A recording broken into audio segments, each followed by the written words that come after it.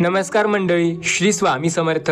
22 September 2025 पासून नवरात्री सुरू होत आहे. म्हणजेच 22 तारखेला घटस्थापना होणार आहे. ज्यांच्याकडे घटस्थापना केली जाते त्यांच्यासाठी घटस्थापना करण्याचा शुभमुहूर्त आपण या व्हिडिओमध्ये बघणार आहोत. 2 शुभमुहूर्त आहेत. पहिल्या शुभमुहूर्तामध्ये तुम्हाला जर घटस्थापना करणे शक्य झाले नाही तर दुसरा अभिजित मुहूर्त आहे. त्या वेळेमध्ये तुम्ही ते करू शकता. तसेच घटस्थापना राहू काळाच्या या 2 तासामध्ये तुम्हाला करायची नाही आहे. तर ती वेळ कोणती आहे ते देखील आपण जाणून घेणार आहोत.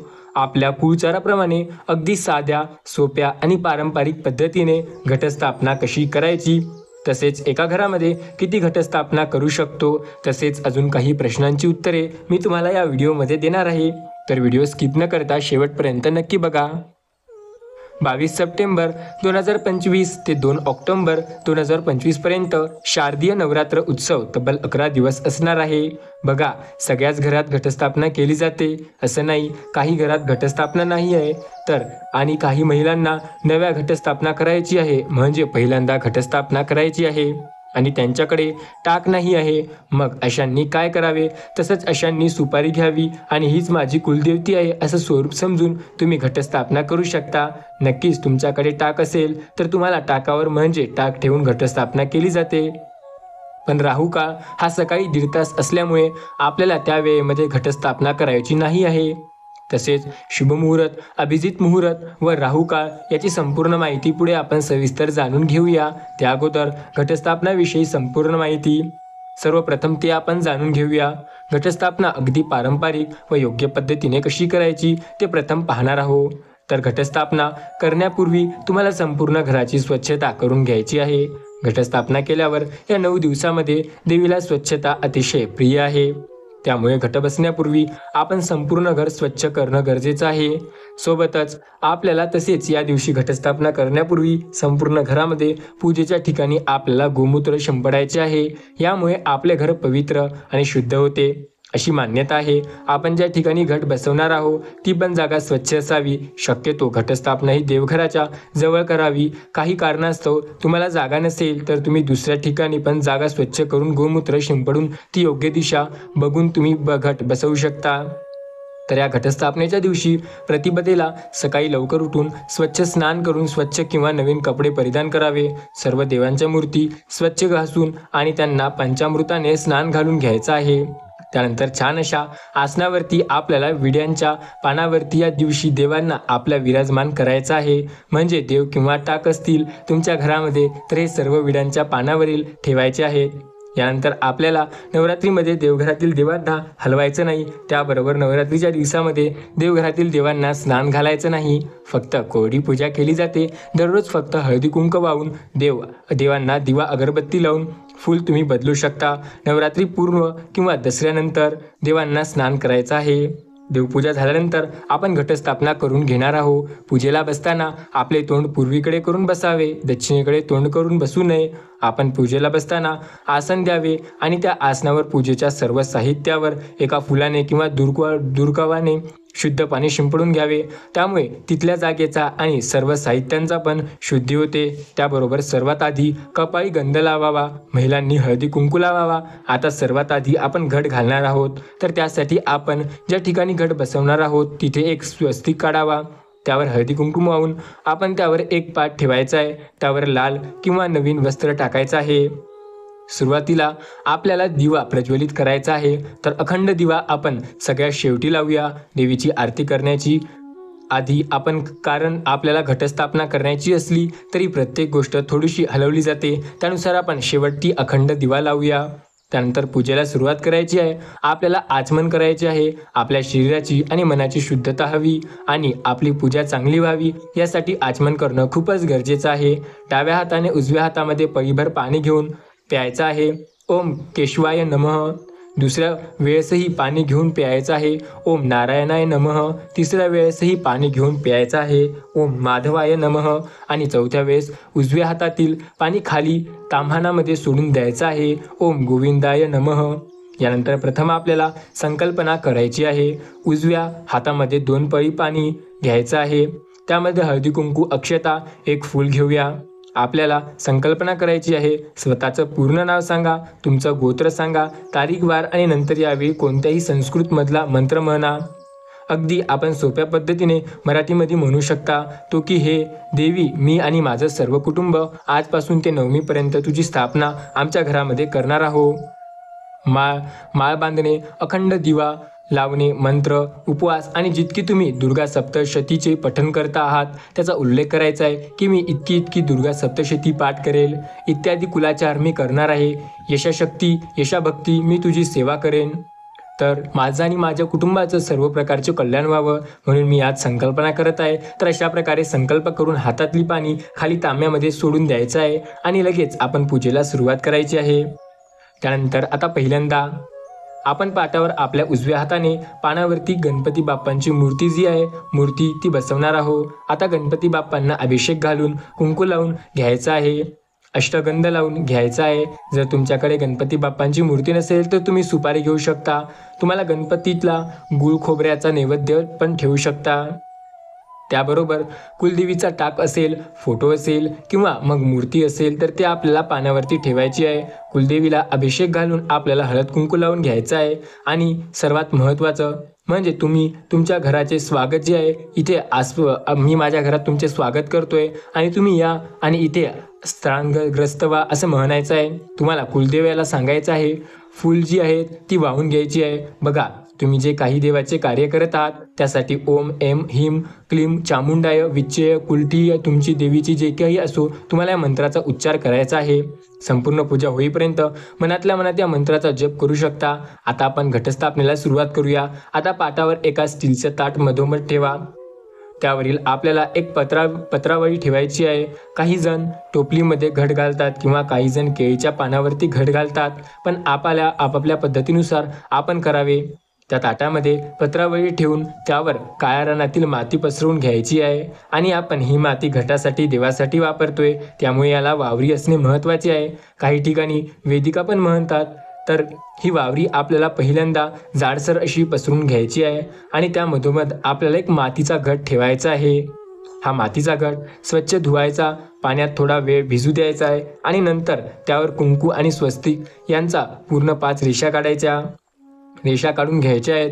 तुम्ही फक्त जरी हळदी कुंकाचे 5 पट्टे ओढले तरी पण चालतील. आता या घटांच्या गळ्याशी आपल्याला लाल पिवळी धागा बांधून घ्यायचा आहे. या धाग्याला कालावा म्हणतात किंवा तुमच्याकडे कलावा नसेल तर पांढरा धागा घ्या आणि त्याला हळद कुंकू लावून तो लाल पिवळा करू शकता. त्यानंतर आपण जो मातीचा घट घेतला होता त्यामध्ये आपल्याला स्वच्छ पाणी भरून घ्यायचे आहे. त्यामध्ये हळद कुंकू, अक्षता, एक सुपारी, नाणं, फूल आणि एक दुर्वा टाकायची आहे आणि त्यामध्ये 5 किंवा 7 विड्यांचे पानं घालायची आहे. इथे एक गोष्ट लक्षात घ्या, हा घट मातीचा कलश धान्य टाकण्याच्या अगोदरच मधोमध ठेवा जेणेकरून याखाली धान्य येणार नाही आणि तुमचा घट वाकडा होणार नाही. कारण काय होतं, हे धान्य उगवल्यावरती मग त्याखाली जर धान्य असेल तर मग हा घट वाकडा होतो. तसेच या घटाला काही ठिकाणी नारळ ठेवतात, काही ठिकाणी याला नारळ ठेवत नाहीत. बघा, आमच्याकडे नारळ ठेवत नाहीत किंवा काही ठिकाणी ठेवतात. असं असेल तर ते तुमच्या पद्धतीने तुम्ही करू शकता. तर हा घटावरती नारळ ठेवण्याची नारळाची शेंडीवरती येईल अशी ठेवा व तुम्ही त्या नारळाला देखील हळद कुंकू लावावे, गजरा वगैरे लावावा, कारण ती कुलदेवीचे स्वरूप म्हणून मानले जातं. आणि हा नारळ आपल्याला 9 दिवस हलवायचा नाही आहे, ही गोष्ट लक्षात ठेवा. मात्र ज्यांच्याकडे या मातीच्या घटावर नारळ ठेवला जात नाही ते रोज त्या मातीच्या कलशामध्ये पाणी ओतू शकता. बघा, कोणतीही गोष्ट करताना जे काही नियम आहेत ते आपल्याला कुलाचाराचे, आपल्या घराण्याचे त्या पद्धतीने तुम्ही घटस्थापना करावी. कारण घटस्थापना ही गावानुसार, शहरानुसार थोडीफार वेगळी असू शकते. आपण घट घालण्यासाठी जी वावरी घेणार आहोत तर ती चावून वगैरे अजिबात घ्यायची नाही. ती माती वावरी थोडीशी जाडसरच आपल्याला घ्यायची आहे. जर माती चावून घेतली तर ती पाणी घातल्यावर दबली जाते आणि त्यामुळे धान्याला चांगलं अंकुर फुटत नाही. आता या घटामध्ये पेरण्यासाठी 5, 7, 9 प्रकारचे धान्य ठेवू शकता. यामध्ये मका, ज्वारी, खपती, मूळ आणि गहू, ज्वारी, बाजरी, हरभरा असे वेगवेगळे ही सर्व धान्य आपल्याला मिक्स करून घ्यायचे आहे. हल्ली बाजारामध्ये पण अशी मिक्स धान्याची पुडी मिळते, 10 ते 15 रुपयात मिळते. ती पण तुम्ही वापरू शकता. तुम्ही 5, 7, 9 प्रकारचे धान्य पण घेऊ शकता. आता हे धान्य आपल्याला वावरामध्ये पेरायचे आहे. बघा, खूप जास्त माती यामध्ये भरायची नाही, कारण माती आणि घातल्यावर फुलते व वर येते. बघा, थोडं जाड थर मातीचा प्रथम घ्यायचा आहे, त्यावर मिक्स धान्य वरून टाकायचे आहे. जास्त दाट पण टाकायचे नाही. त्यानंतर त्यावर पातळ मातीचा थर वरून आपल्याला टाकायचा आहे. नंतर परत थोडेसे धान्य मिक्स टाकावे आणि त्यावर वरून थोडीशी पातळ थर मातीचा द्यावा. अगदी थोडासा अशा प्रकारे आपल्याला थोडंसं धान्य वरून टाकायचं आहे आणि त्याला अजिबात दाबायचं नाही. बघा, दाबायचं वगैरे काहीही नाही, फक्त वरून टाकायचं आहे. अशा प्रकारे 2 थर द्यायचे आहेत. तुम्ही चांगली काळी रानातली माती वापरली तर तुमचा घट पण खूप चांगले उगवतात. त्याबरोबर आपण जे धान्य घेणार आहोत तर ते शक्यतो चांगलं असावं. खूप जुनं किंवा कुजलेलं धान्य आपल्याला घ्यायचं नाही. आणि सर्वात महत्त्वाचं म्हणजे या घटाला पण योग्य प्रमाणात पाणी मिळालं पाहिजे. खूप जास्त चिखल करायचा नाही, त्यामुळे धान्य कुजतं, धान्याला बुरा येतो, वास येतो. त्यामुळे हलकंसं पाणी आपल्याला शिंपडायचं आहे. अशी काही काळजी घेतली तर आपलं घट नक्कीच चांगलं हिरवेगार आणि दाट उगवतील. धान्य पेरून झाल्यावर आपल्याला थोडंसं पाणी त्यावरती शिंपडायचं आहे. त्या घटाला पण पाणी नंतर पाजत राहायचं आहे. त्यामुळे थोडंसं पाणी शिंपडायचं आहे. खूप ग्लास किंवा तांब्याने पाणी ओतायचं नाही. मातीमध्ये जर खूप पाणी झालं तर माती चिखल होतो. खूप चिखल झाला की धान्य कुजतं, धान्याला बुरा येतो, वास येतो. त्यामुळे दररोज माती ओली होण्यापूर्वी पाणी शिंपडा. असं म्हणतात की जेवढं धान्य जास्त उगवतं तेवढं धान्याला आपल्या शेतात पिकाला बहर येतो आणि आपल्याकडे पण तेवढंच भरभराटीने पैसा सुद्धा येतो. आता यानंतर घटाची पूजा करून घ्यायची आहे. घटाला आणि नारळाला आपण हळद कुंकू लावायचं आहे. पहिल्यांदा हळद लावायची आहे आणि नंतर कुंकू लावायचं आहे. ही सगळी पूजा करत असताना तुम्हाला देवीचा कोणताही मंत्र म्हणायचा आहे. तो सोपा तुम्ही मंत्र म्हणू शकता. त्यानंतर अक्षता अर्पण करायचा आहे आणि आपण जी काही फुले हार गजरा घेतला आहे तर ते अर्पण करावे. घटाची पूजा झाली की अखंड दिवा लावण्यासाठी तांदूळाने एक स्वस्तिक काढून घ्यावा किंवा अष्टदल कमळ काढा. त्यावर हळदी कुंकू वाहून आपण अखंड दिवा स्थापना करावा. तुम्हाला एखाद्या प्लेटमध्ये कुंकवाने स्वस्तिक काढून त्या प्लेटमध्ये तो दिवा ठेवू शकता किंवा तांदळाने स्वस्तिक काढून त्यावर पण तो ठेवू शकता. नवरात्रीमध्ये अखंड दिवा हा खूप महत्त्वाचा असतो. अखंड दिवा या दिशेला प्रज्वलित करू नये.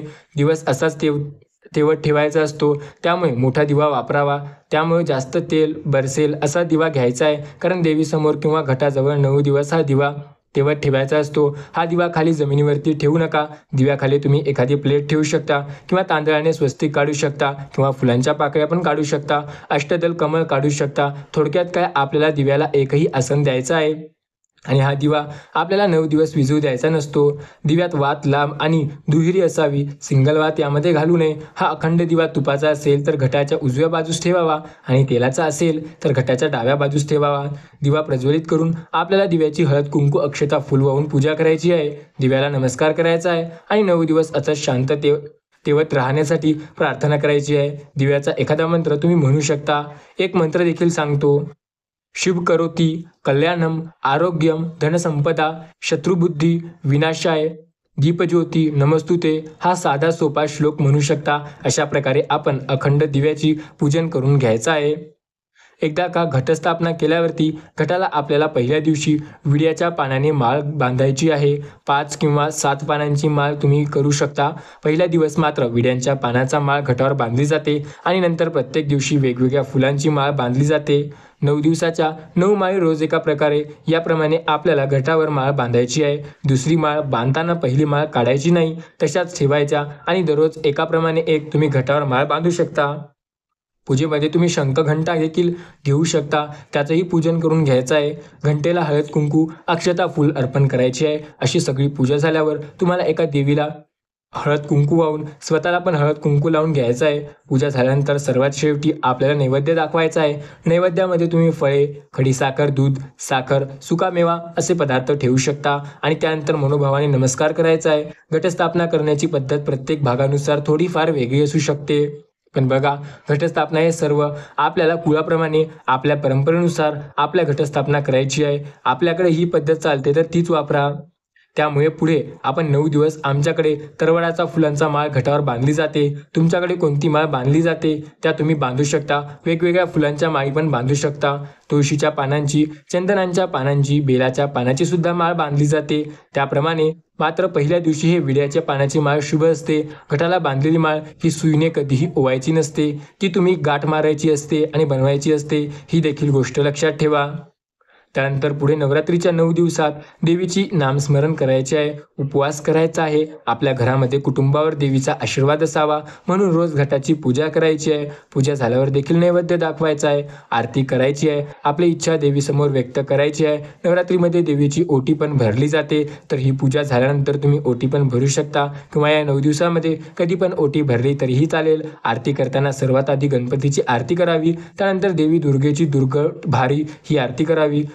त्यानंतर तुम्ही ही केलेली घटस्थापना दसऱ्याच्या दिवशी काढली जाते. तोपर्यंत त्यातील धान्यांना चांगला अंकुर फुटत असतात आणि अंकुर कित्येक जण दसऱ्याच्या दिवशी आपल्या गांधी टोपीमध्ये लावून दसऱ्याला सोने लुटतात. तसेच हे अंकुर दसऱ्याच्या दिवशी देवाला वाहिले पण जातात. अनेक स्त्रिया हे अंकुर आपल्या केसामध्ये माळतात. नवरात्रीच्या या 9 दिवसात जागरण, नवचंडी यज्ञ, सप्तशतीतला पाठ, देवीच्या धार्मिक स्त्रोताचे पठण केले जाते. देवीला आपल्या घरी येण्यासाठी आवाहन केले जाते आणि 9 दिवसात देवीची यथासांग अशी पूजा केली जाते. आता बघा, जाणून घेऊया शुभ मुहूर्त कोणता आहे, घटस्थापनेचा शुभ मुहूर्त काय आहे, आणि हाच आपला महत्त्वाचा प्रश्न होता. शुभ मुहूर्त सोमवार 22 सप्टेंबर 2025 सकाळी 6:09 पासून ते 8:06 असेल. अभिजित मुहूर्त सकाळी 11:49 पासून ते दुपारी 12:48 असेल. म्हणजे या 2 शुभ मुहूर्तावर किंवा या काळात तुम्ही घटस्थापना करू शकता. मात्र राहू काल हा 22 सप्टेंबर 2025 रोजी सोमवारी दुपारी 3:21 पासून ते 4:51 राहू काळ असेल. या काळात चुकूनही घटस्थापना करू नका. बघा, या दिवसभरामध्ये राहू काळ जो आहे तो आपल्याला बघायचा आहे आणि राहू काळ शुद्ध फक्त 1.5 तासाचा आहे. 22 तारखेला दुपारी 3:21 पासून ते 4:51 ही वेळ सोडायची आणि मग दिवसभरामध्ये कधीही तुम्ही घटस्थापना करू शकता. तसेच दिवसभरामध्ये घटस्थापना करावी याचा आपल्याला संध्याकाळी दिवस मावळल्यानंतर घटस्थापना करता येत नाही, हे लक्षात ठेवा. तसेच या दिवशी तुम्ही देवीच्या स्वागतासाठी शुद्ध आपल्या दरवाजावरती आंब्याच्या पानाची आणि झेंडूच्या फुलाचं तोरण आवर्जून बांधू शकता. बघा, अनेकांना हा प्रश्न असतो की एका कुटुंबात नक्की किती घट बसवायचे. जर तुम्हाला काही कारणामुळे वेगवेगळे राहत असाल, म्हणजे नोकरी, व्यवसाय आणि तुमच्या गावी तुमच्या आईवडिलांनी जर घटस्थापना करत असतील तर तुम्ही घटस्थापना करण्याची आवश्यकता नाही. तुमच्या गावी करत नसतील तर तुम्ही घटस्थापना केली तरी चालतं, काही हरकत नाही. आणि अजून एक महत्त्वाची गोष्ट, जर तुम्ही टाकसुद्धा सेपरेट बनवले असतील, म्हणजे समजा आता 2 भाऊ आहेत, 3 भाऊ आहेत किंवा त्याहून जास्त, पण लग्न कार्याच्या निमित्ताने किंवा इतर कारणामुळे तुम्ही जर टाकसुद्धा त्यांना सेपरेट बनवले असतील तर अशा वेळेस मात्र तुम्ही ज्याचे त्याचे सेपरेट घटस्थापना केली तरी सुद्धा चालेल. टाक तुमच्या एकाच कुटुंबात आहे आणि तुम्ही फक्त काही कारणामुळे वेगळे राहत असाल तर मग मात्र आपल्याला वेळोवेळी घटस्थापना करता येत नाही. वेगवेगळी घटस्थापना टाळावी, हे तुम्हाला लक्षात ठेवायचं आहे. अशा वेळेस एका कुटुंबात एकच घटस्थापना असली पाहिजे.